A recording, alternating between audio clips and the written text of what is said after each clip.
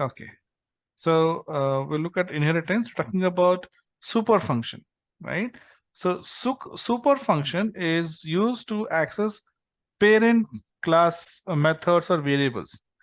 Okay, in the example that we did earlier, we had to, where is the example here?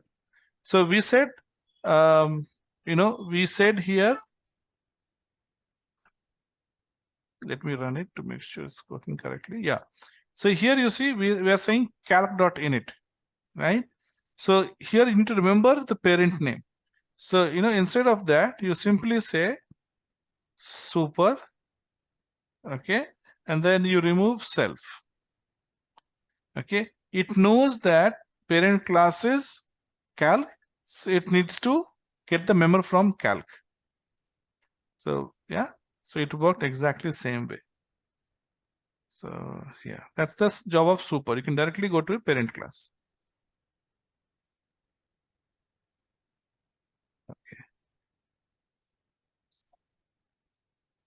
Correct. So, what if there are two parent classes? Which one will it go? I mean, how would it know? Okay, so if there are two parent, okay, it will look for the name, okay, and if the names are same, method name are same, then it will give you error, okay. You need to tell which class in that case. So if you're saying calculate, okay, and calculate is in only one parent, not another parent. For that matter, anything, right? If you're calling class object name and it has two parent and both has that function, you need to define which function to call. So you have to say class name in this case. You have no option, right? Okay. But if they have exact same name, if they're different name, then it will know which parent to look for.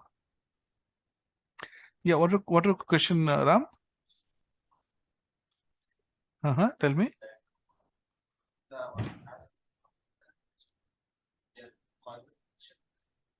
No, you can call member also, variables also. See, what I'm saying is, instead of saying, it's like this. My father's name is Karan. So instead of saying Karan, Karan, Karan, I can say father, father, father. So using Karan is like taking the class name. Instead of taking class name, you can say father. So in that case, father, it means that, okay, which one to call. So that's the job of super. Super is like calling father, that's all. Okay, then you have method overriding. Method overriding, right? That one method, more than two. Yeah, so if you see here,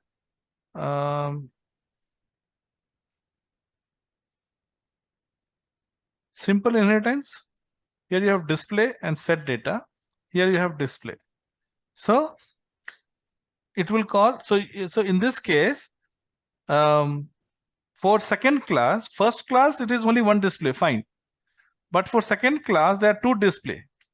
Second class has two displays. So if you call second class dot display, this display will be called, not this one. But yes, if you delete it, then this will be called. Correct, yeah. That's called overriding. Okay, superclass, yeah, same thing in different manner. Okay, so okay, this is what we did, right? So yeah. Okay, so this is about inheritance. Now let's speak about polymorphism. What is polymorphism?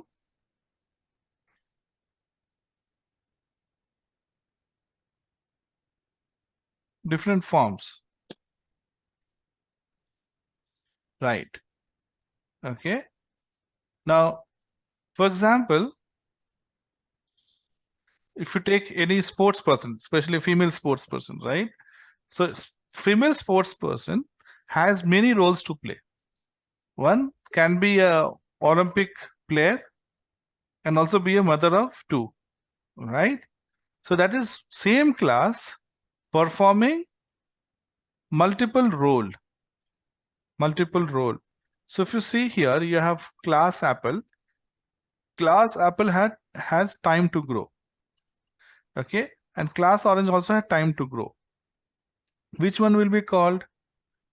If you say orange dot time to grow, this one will be called. If you say apple dot time to grow, this will be called. It's method overloading only. So see, the example that we did in inheritance, same concept is used for all of these. Concept is same, but we are seeing from different perspective. Okay, so all these are like, it's the same example. Okay, that's why we are not doing coding. I'll just show you, it's good enough. Concept, there are different concepts built into one example. Okay, so example, okay, let's say you do area and perimeter. I think I've done area and perimeter in somewhere. Area and perimeter, okay, you're doing for circle and rectangle. Even though we don't have perimeter word in circle, but you know what perimeter would mean. Perimeter would mean circumference. So if I say rectangle dot perimeter, okay, or I should get answer for rectangle. If I say circle dot perimeter, I should get answer for circle, right? Name is same. For a user, I don't have to remember multiple names. Class is different, right? So for example, I'm just trying to take update. You don't have to know. That's what I'm saying. Array, listen to me. The logic is different. So how can you call? Perimeter has different formula, okay, and circumference has different formula. So formula is different. So you can't call. You're not supposed to call. For example, copy. Copy we use in list, we use in dictionary, we use in set. The dot copy function method we use in all the three. So don't you think all three will handle differently? List is different. Your dictionary is different. Dictionary has two different key and value. This has only one value. So the structure is totally different, isn't it? Meaning is totally different. But as a user, we know, okay, when you say copy, this is what happens. It does shallow copy. So we don't have to remember 10 different things. We don't have to remember 10 different things in terms of name. Of course, working is different. Okay. Circle formula is different than rectangle formula. So you don't have to, as a user, you don't have to worry about that. Area, for example, area is common, right? Area of rectangle, area of circle, area of cuboid, all three are different. We say volume there, okay? Not area, but volume there. Let's say area. The area of circle is different, area of rectangle is different. But we're calling only area. But what happens based on the area, it knows, yes. So it knows which class it depends and it will get method from that class only. So same concept, but the name is different. You know, so it knows which class. So if I say apple dot time to grow, okay, so I have to call from here. Apple dot time to grow. Okay, if it is orange dot time to grow, the content is different. Okay, apple dot time to grow and this one content is different. But for a user, let's say if you want to, you are a farmer and you want to figure out how to grow apple, how to grow oranges. You don't have to remember different methods. You just remember one method, time to grow. Apple, time to grow. Orange, time to grow. Grapes, time to grow. You'll get different answers. But you don't have to remember different keywords, different methods. Okay? Logic is different. Logic is different because class is different. Right? Copy for list is different than copy for dictionary. But as a user, oh, shallow copy, dot copy. Shallow copy means dot copy. That's it. Okay. This is called polymorphism. Then again, you take example of and polymorphism can happen on both operator or method. Okay. So we say plus. When you add integer and integer, it does integer plus, right? Addition. You can say plus on string also. On string, it does concatenation, right? You can do plus on list also. In list, it does combining of two lists. So same plus. So do you think that same plus, it'll have all the three logic? No. There will be three different logic written for three different plus. What it does, it figures out what is the data type of the, on left of and right of. They're taking the data type. And based on that, it's saying this is the answer. Exactly. So it's reading the data type and then it's telling you what. So every implementation is different. But for a user, we don't look at the implementation. Did you understand, Pavni? Yeah. So now if you take len for that matter, len for string you can do, for list also you can do, for dictionary also you can do. For len for string gives you number of characters in the string. Len for list gives you number of items in that list, right? Even it might have 5 lists, but it'll give you only 5, right? And dictionary gives you number of keys in the dictionary has. So this is your polymorphism. Len has multiple forms. Okay. Then you have method. Method overloading is also part of your polymorphism only. So overloading is part of polymorphism. Okay, so you know that. Operator overloading plus integer, string, or two lists. That's the example of plus. There's something called duck typing. Okay, so so what it means is, for example, you have duck here. Okay, it has a method called quack, and you have a car here. Car has a method called quack. Now, the content may be different, but what you will say, oh, car is like duck. So it's called duck. Funny way it's called duck typing. That means you can make car also as duck. Car can also quack. If you put a quack method, car also becomes duck.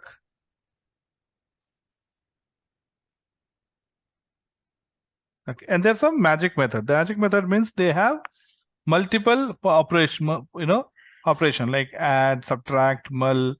Okay, so we'll do this later. Okay, these are called magic because they have more than one value. Okay. Okay, for new, init. Okay, delete is for del. Integer float, you can call integer for anything, right? Integer of string, integer of boolean. Okay, so these are functions which has more than one operations, polymorphism form. So yeah, it's same thing, just that it says that you can call it multiple forms. Now if you go to encapsulation, this also we did, right? What is encapsulation? It is like protecting Data heading. Okay. Yes. You can talk about data heading, right? So you do not want, your other, you do not want, other member to get access. So you'll use encapsulation. Okay. So you have, and this is done using access modifiers. Encapsulation is implemented using access modifiers. We discussed this, right? Double underscore, single underscore, and no underscore. I mean, public. Okay. So here, for example, it is public. It is accessible within or outside of a class. Then this is protected. Accessible within the class and its subclasses. So if you have a derived class, we'll have access to the protected, but not in the main or any other class. But this is not implemented in Python so far. Yes, so protected, that is the meaning, but it behaves like public only. Okay, and then you have double underscore, which is like private, right? Accessible only within a class, not even outside. So this is an example. We did this example, right? We did protected before. Then you have getters and setters. Okay, generally correct. So so what it says is, if you have 5 variables, like yesterday's example, okay, we'll take the same example here. So what we did, we added 5 equal to within same init, right? But not always all these 5s will be called. So what they say is you have a different method for each of these. Different setter methods. Setter means you are assigning value to it. Getter method means you are getting the value. So it says that have each of these values have 5 separate setter method. So set n1, set n2, set add, set mul, set mod. No, same, like a normal method. You see, it's like a normal method only. Set salary. Okay. Get may you have to return. Set may you have to say equal to. Setting is setting, giving the value, right? No, it's like a normal method only. Okay. Yeah. Generally, when you see put set right or get right, this gives a meaning. Okay, but you can use anything. You don't have to, init also can do it.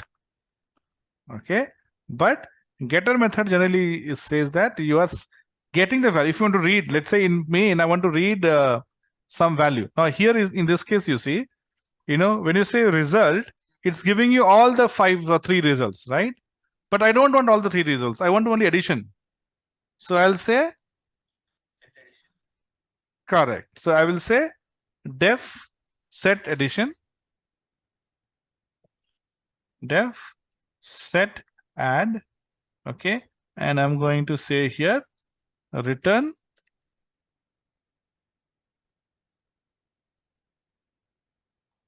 okay, I can do this and I'll say set add, right?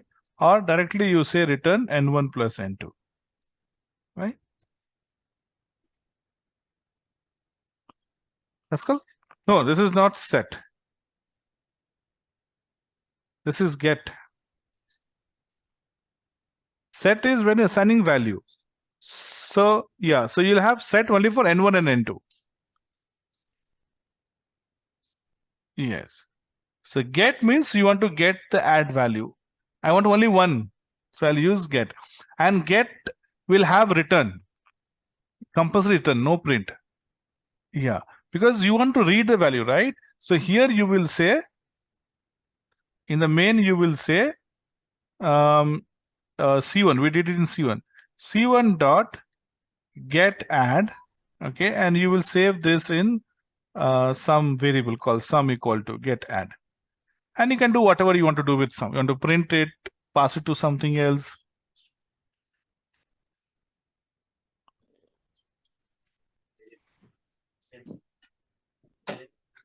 Array, I'm telling you that print is not required every time. Okay, this will always have return. That's what I'm saying you. Print is not required every time. Now, if I give you apple, can I say you have to eat here only? It's up to you. You eat here or you take home. So when you calculate some answer, right, value, you don't have to print always. In fact, you will never have to print. How many times have to print? Never you have to print. Now, for example, we did list, correct? List append, right? I want to add. Do you have to print it always? No, right? So like, for example, so I'll say L1 equal to 2, 4, 6, 8. I want to add. I will say L1 dot append. Okay, 10. That's it. Now, when I run it, will it print? No, it will not print. Right? Many times when you are building your list or this, you will not. If I want to print, I can print. Right? Let's say you perform lot of append, insert, okay, and then I can say print. So I can say 10, 12, 14, 16, okay, print L1. I want to print now. So your function has to be as generic as possible. That's what I told you before. Print, how many times you need to print, you don't know, right? But you can always print it. Now, in this case, okay, I can say print sum here. Is anybody stopping? No, nobody is stopping us from printing. But what if you don't want to print? Then what do you do? You can't do anything. Okay, if you want to print, then yes, print is best. But I don't want to print. Right? Then what? you cannot do anything. You cannot use that function becomes waste. Okay, if append started printing every time, and if you don't want to print, it becomes waste. But if you want to print, you can print it, isn't it? So don't think that print is important. What is important is the logic. Print, you can do it if you want to. Print is no big deal. If I wanted to print here, I can do it here. But if I don't want to print, many times you will not want to print. See, when you book a flight ticket, you take name, you take all those details, and you process lot of things, isn't it? And then finally you print saying that confirm ticket. You don't start printing everything in between. We are checking with Indigo, we are checking with this, we're checking with that. We don't want to print it, isn't it? So printing is not part of your real programming. Printing is when you want to print. So at the end, you want to print. You don't want to print all the steps in between, right?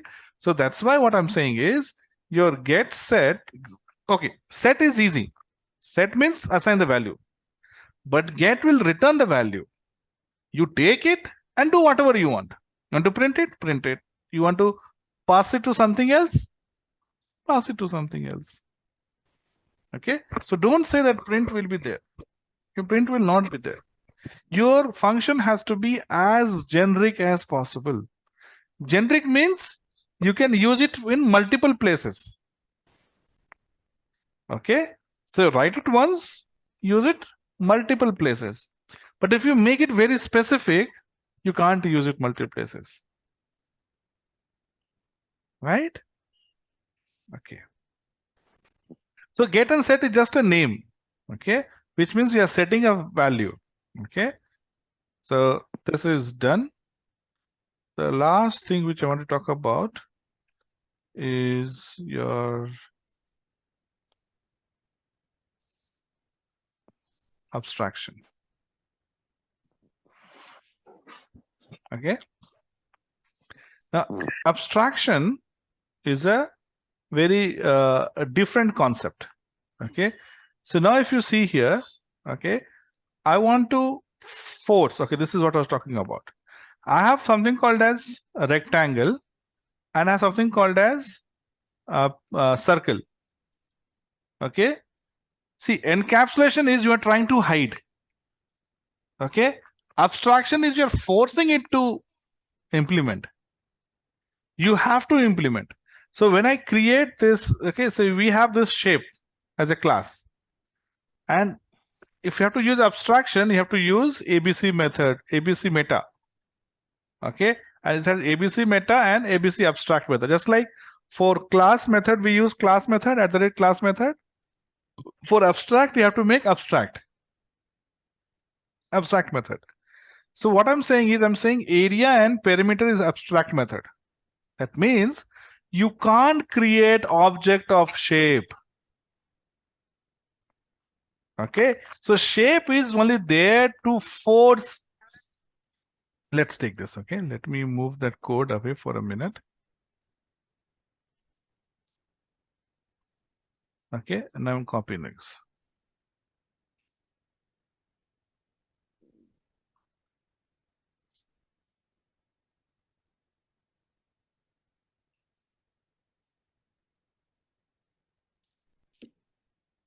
Okay, so what I have done, I have declared shape.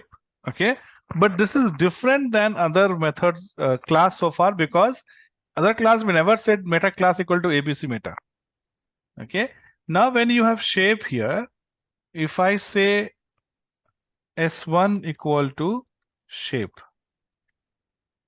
okay, and I run it. Okay, shape type. Okay, shape type, let's say I say circle.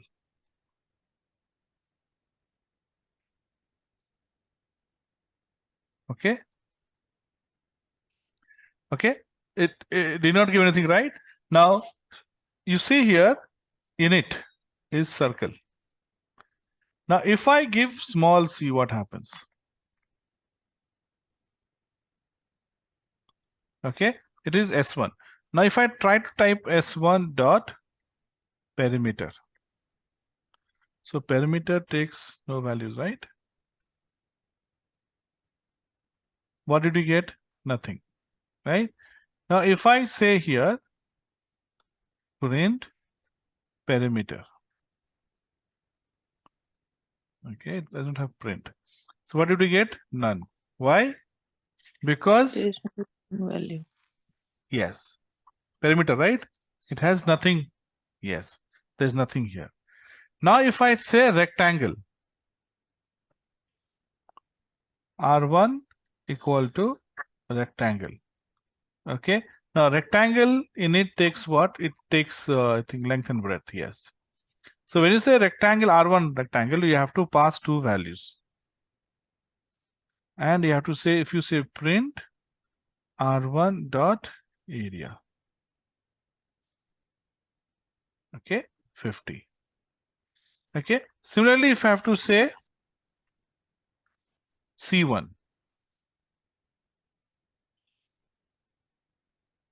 Circle. And here you give only 5. And C1. Okay. So it will give you area using circle dot pi radius into 2. Circle dot pi is a class level variable.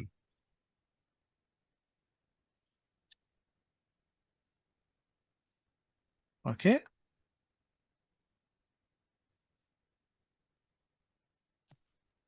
So you discussed a meta class, right? I actually did not get what is that. No, meta class means they are creating a dummy class basically. Okay. So say that this is not performing anything. Okay. This is just to create a dummy where you are using abstract method. So see what happens when you look at this way. What we said so far was, when we're not talking about abstraction, but we are saying that if child does not have a method, but parent has it, then it will call parent class. Okay. We are thinking from children, that children will have access to this. In abstraction, think from parent to child. Parent is forcing you to implement that method. Because if let's say, let's say rectangle, I delete this. Okay. I delete it. Okay. What happens in that case? You get none. So can a rectangle have none area? No. No, right? So parent is saying that if you don't implement, I'll give you none as output. It's like parent forcing children to do something.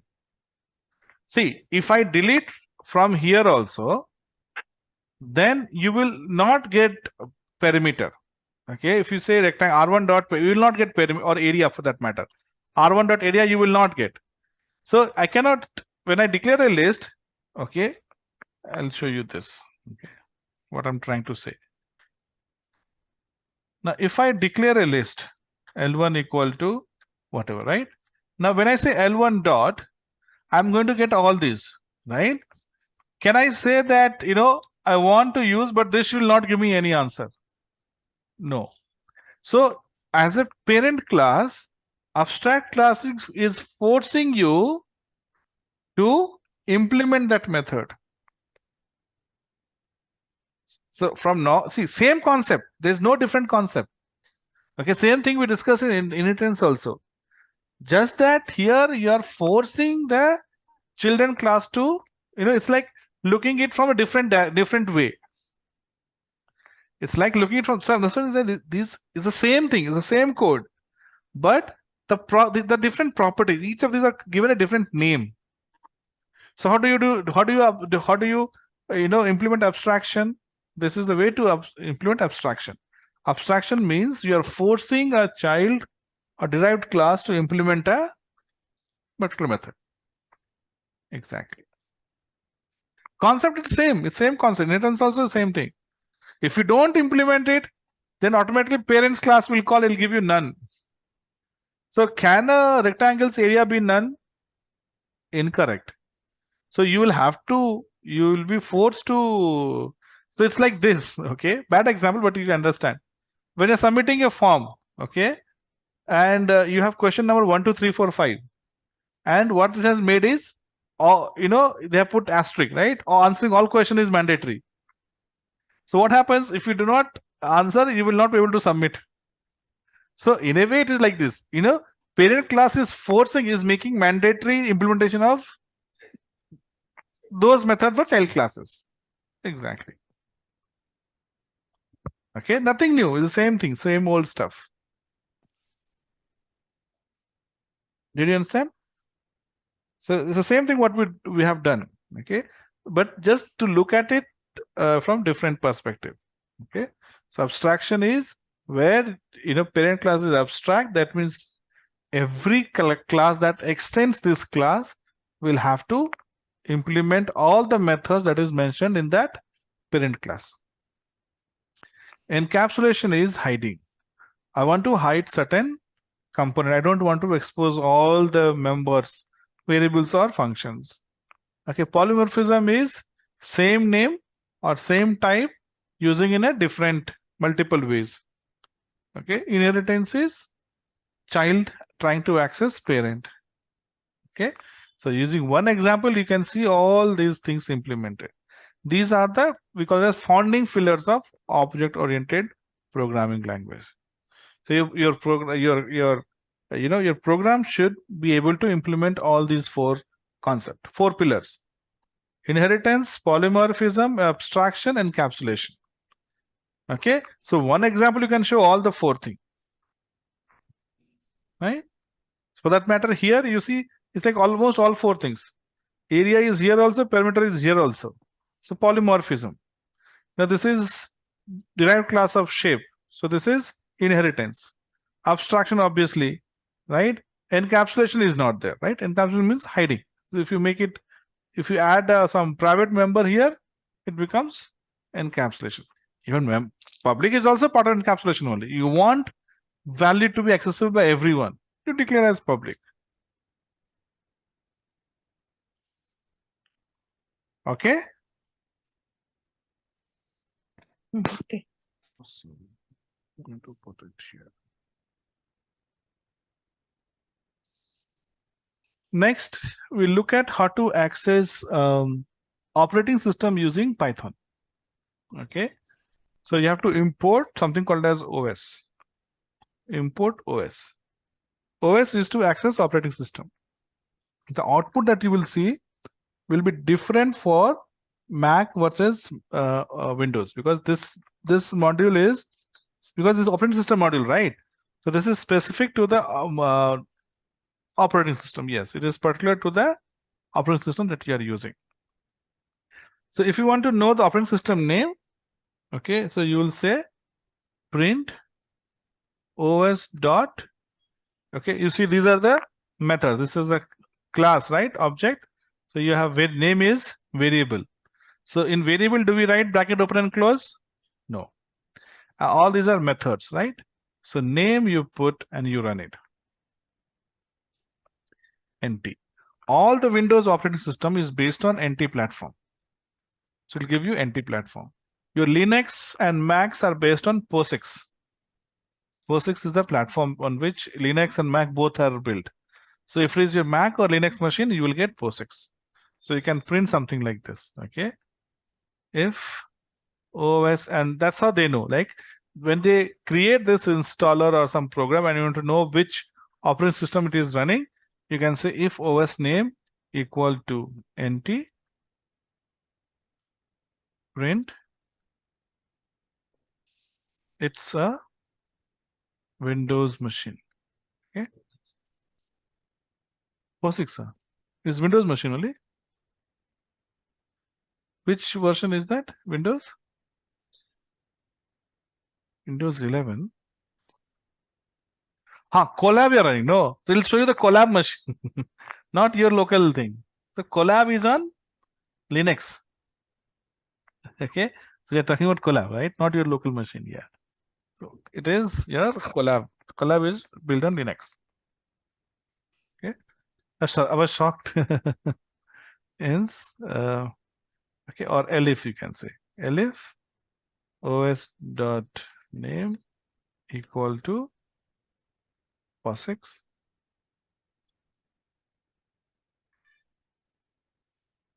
That's Linux slash Mac, right? Else, yeah, you can Google and see. I think I have written here in your book. If you see, you have OS2, C, Java, Riscos. These are different types of operating system. Okay.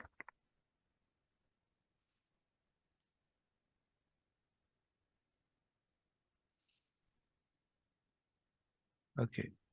Now, if you see here, okay, I said OS dot, right? Replace, okay, or read, close, write, RM, remove directory. So before that, I want to see the current working directory. Okay. So you say get CWD.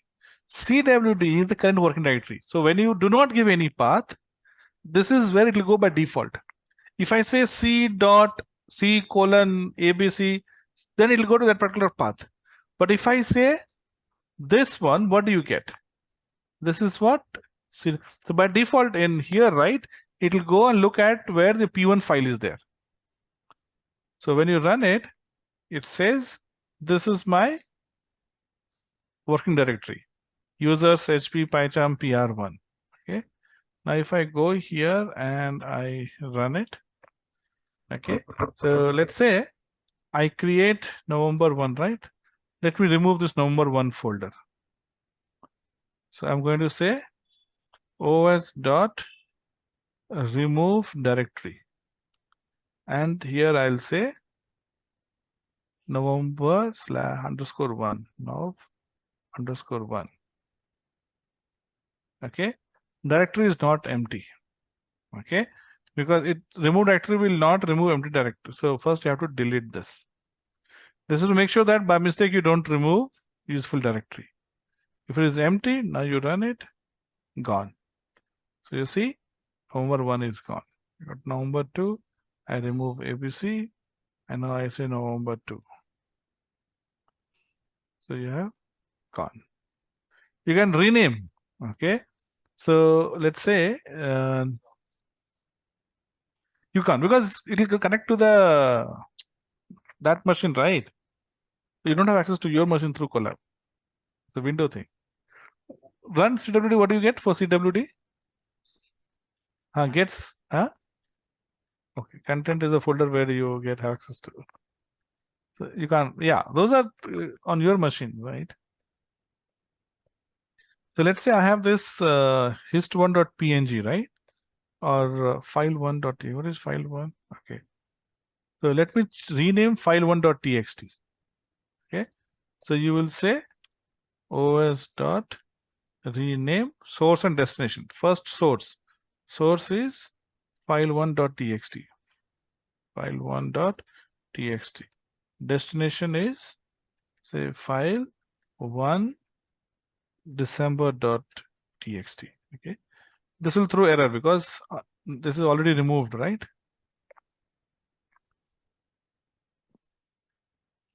Okay. Now you go and see become December1.txt, right? So you can access, you can go through, directory, you can rename, you can read. Okay. So I have this.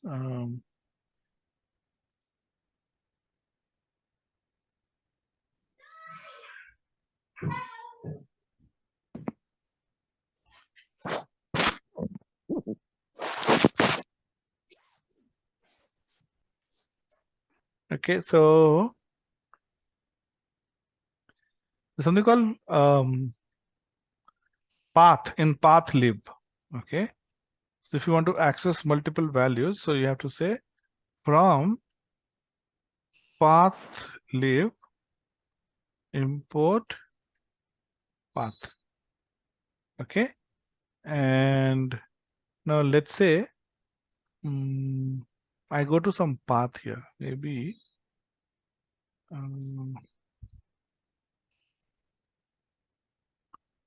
go where you have multiple files. Let's say poems. I give poems here. Okay. So from path lib, I'm going to say path list equal to, let's say this. Okay. Now here you see, it is always better to give in this format. Okay. This is your window, this format. Or if you want to give this, better to give double slash. Why? Why? It will go to another line, right? Backslash n? No. Yeah, backslash. Remember, backslash has special meaning. Okay, by mistake, if my file was NP, right? Instead of reading like this, it would break the string, right? That's what the Python string does. So you give it double slash, because double slash will anyway become single slash, right? So you will not have any chance of making any mistake. Okay. Okay. So you read this path, and now I want to iterate through this. Okay. So what I'm going to say is, I'm going to say, so this will have iter directory. Okay. So if you do path list dot, okay, it's not showing this. Okay. No, sorry, I have to convert this into path here. Okay, my mistake. So I have to convert this into path of. This has to be path variable. Path, and you give slash here also.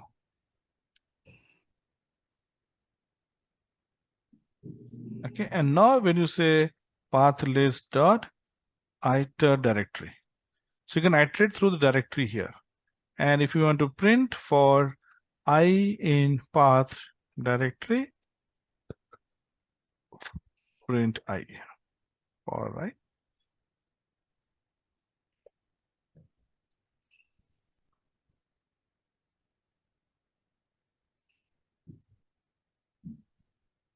Okay, it already renamed. Okay, so see, it is telling you the different files that are there in this particular. So this is different. This is CWD, right? From here we are saying,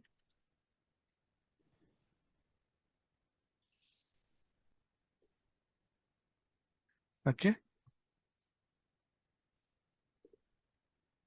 Okay. Now let's say I go here and I create a folder, test. Okay, and I create another test folder. Okay, and I copy this and paste it in test. Now you run it and see what happens. You see, it has given post 1, post 2, and it has given, right? So it'll give you the complete list of files and folders that are there in that location. Okay.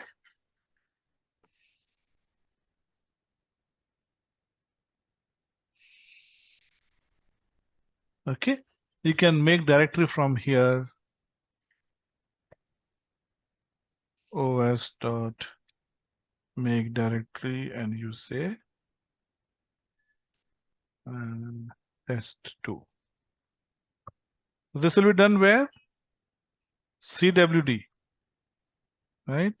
So it will be done CWD here if you go. But I think, yeah. Yeah. So this is how you can access different files.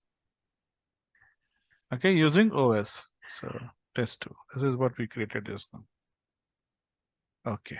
Done. So what I'll do is I'll just move this.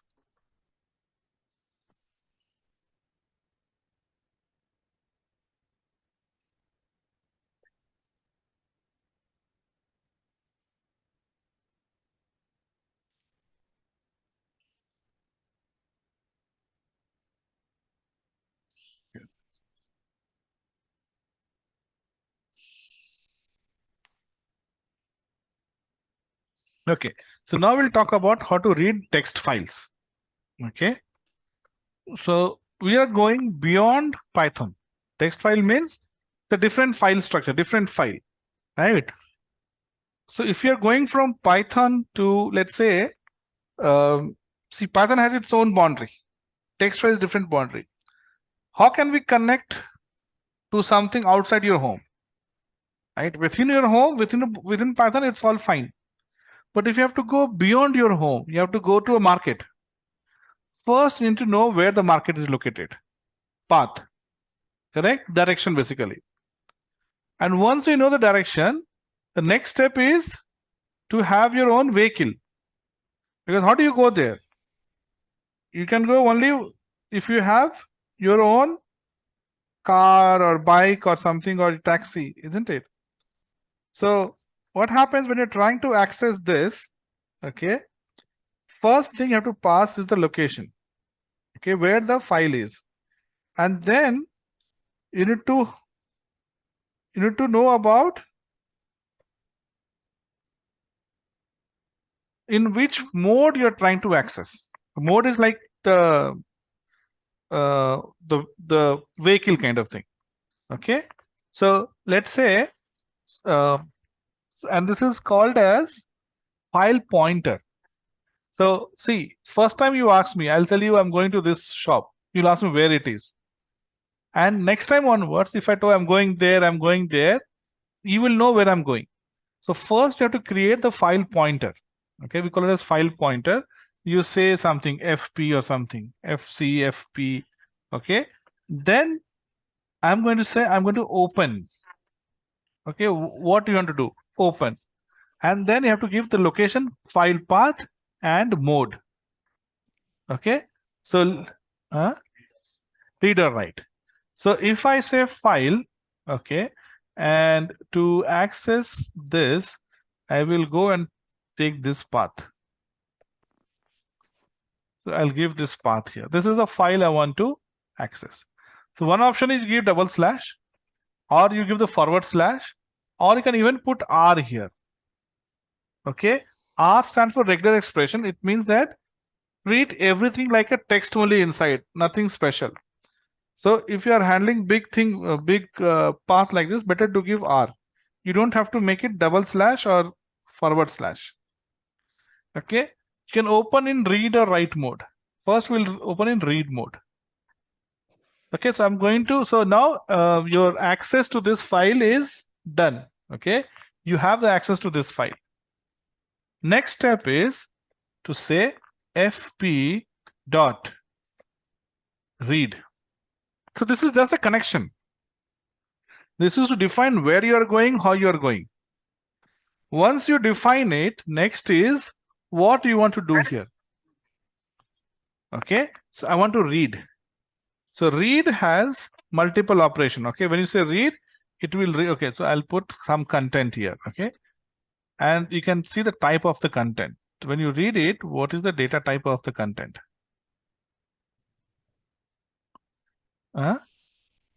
Text string, yes. And you can print the content also. Oops, R is not defined. This is should be in quotation. Okay, so R for read, W for write, and A for append. Append means both read and write. Difference between write and append is write will always start from beginning. So whatever your content is will be deleted. So you have to be very careful when you say W. W means existing content will be deleted. It will always clean and write from beginning, clean and write. Append means append to the existing content. Yes. So content value, previous value will be saved. Okay. So if you make mistake, gone. Okay, your old content is gone. So P1. Okay. So this is my content. Okay. So this is how you can read. Now you don't want to read everything. You want to read only 20 characters. So you say here, read 20. So when you say read 20, it will read only 20 characters, including space. Yes. Okay. Character is space also, not alphabet. I said characters, right? So, okay, print content. Now, I want to read only one line, and you don't know how many characters are there. So you can use content. Okay, I'll copy this, paste it here, and I'll say instead of read, I will say read line. Okay, and read line. And if I don't give anything, one line. So see what it has done. From where you stopped, it will read from there. Okay, so from wherever you stop, it will read from there. Okay, if you read 3 characters, if I read, let's say 200 characters, so it will be in some, let's say, 3rd or 4th line. Okay, so it will read after this, right? Calm covered, right? It is reading from that line. We have something called as seek. Okay, file pointer fp.seek. Seek is to move the pointer. Pointer is moving as you read. So if I'm telling you read this, so you will read, and then you stop, right? I'm saying read more, you'll read from here only, right? So you're reading from here till here. Once you have read, if I tell you continue reading, you'll read from here because the pointer is here. This is what is happening. When read, you're reading here, and when say read line, you're reading from here. Okay, but I don't want to do this. What I want now is I want you to go to first position and read, or maybe go to 100th position and read. So this is called seek, file pointer dot seek. This is like moving the pointer. If I move to 0, so after reading wherever 200 characters, it will go back to 0. So now when you read it, see, it is reading from the first line only. So seek is a function that will move the pointer around. It will move to first position, last position, or wherever you want it to move, it will move. Okay, so seek is to move to different position, right? So if I move to seek 0, then obviously you're in first line. So read line will read one line. Now I want to restrict line also. I want to read only 5 characters. So I'll say read line 5. Okay, so you get only 5 characters. But what happens if I say read line 500? But line doesn't have 500 characters, right? Because 200 only gave us 4 characters, 5 lines. So what will this give us? No. So read line will read maximum character that is there in one line. So if line has only 50 characters, it will read only 50 even if you give 500. So it is not there. No, 500 characters is not there. If I tell you go and get 500 books from there, you'll find only 50 books. So how can you get 500 books? You'll get only 50. So what it means is maximum is 500. Up to what is there or 500, whichever is maximum. If this line had 600 characters, it will give you 500 characters. But if line has only 50 characters, you'll get only 50, not 500. Okay, Pavni, you there? Is it too late for you? Okay, so it gave us only the first line. Okay, so this is read line. Now you have read lines, number of lines. Okay, read lines, and read lines will always give you result in list. Okay, so now if you see the content type, it is list. Okay, so it will give you content in each line as a members list. Yes, and you also see you have /n here. Okay, because when you move to next line, you hit enter, right? Enter is treated as /n in Python. So you get /n indicating there's a next line. Exactly. Okay, now if I want 5th line, okay, so if I want 5th line, I'll say content of 4. Content of 4 will be 5th line for us. Okay, so this is how you read the file. Okay, and then you perform operation like, because it's a string now, right? The first two cases, read and read line is string. So you can use all your methods that we discuss in list, sorry, string, to work with that. Read lines is list. Correct. Right? And in read lines also, it's a list of strings. So using your list and string properties, you can do whatever analysis you want. Okay, we'll do write and then we will stop here. Now I want to do the write. Okay, how do I perform write? Okay, now you see, when you do write, correct, you can only write, you can't read. So you have A plus or W plus. A plus and R plus also. When you read, you can't write to it. When you say W, you can't read from it. But if you want to do perform both read and write, you will say R plus W plus. Plus also you can do. Yes, append. Append is also write only. Okay, append plus will do read and write. R plus will do read and write. W plus will do read and write. So if you want to do both operation, you have to say R plus or W plus or A plus. Otherwise, you'll get only either read or write. Okay, so let's say I have read this content, right? Let's say I've read this content and I'm going to create write, correct? So I'm going to say fp dot. Now see, I cannot say fp dot write. Okay, fp is pointing to this particular file. So whatever I do with fp, this is like the direction, right? I've given you a shop address. So whatever I do will be done with that shop only. So if you want to do it to different shop, I have to create a different pointer, different address. So I'll say fp1 equal to, okay, open, okay, R, and here what I'll do, I'll just give the C. I will not give C colon. I will give this. Where is my this? No, I think we have lost that, right? So after mommy's in class, we can have it.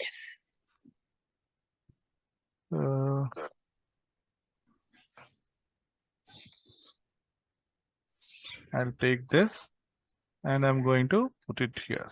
Okay, test copy slash I'm going to say sample.txt, right? And I'm going to say W. Since I said W, it is only available for write mode. And see, it's always good to close the file pointer once you are done. So fp, I'm done. I have read it. It's in content. Dot close. Okay. fp1. It's always good practice. Okay. fp1 dot close. And then in between you do your logic. So I want to write it. Correct. So I'll say fp1 dot write. So write, you see, you have write and write lines. So if you want to write entire content, you say write. But write will take input as string, not as list. Write lines will take input as list. Okay. Writable and readable is checking. Okay. Can I write? If it is true only, you can write. Okay. So it's like if fp1 dot writable, if this is true, then you say fp1 dot write lines will use, and I'm going to say content here. And when you run it, okay, exit code 0, successful. Let's go and see. See, sample.txt file is created and the content is added. Okay. And if you run it again, 1, 2, 3, 4, 5 times, let's go and see. You will see only one. Okay. Instead, I'll go here and I say A, and then I go and run 1, 2, 3, 3 times. Let's see. You see, content is repeated so many times, right? So append will add to the existing file. Okay, so this is how you can read a text file and write to a text file, right? Using W or A. And between that, you can perform all the operations that you want to do. Piano, Zylo.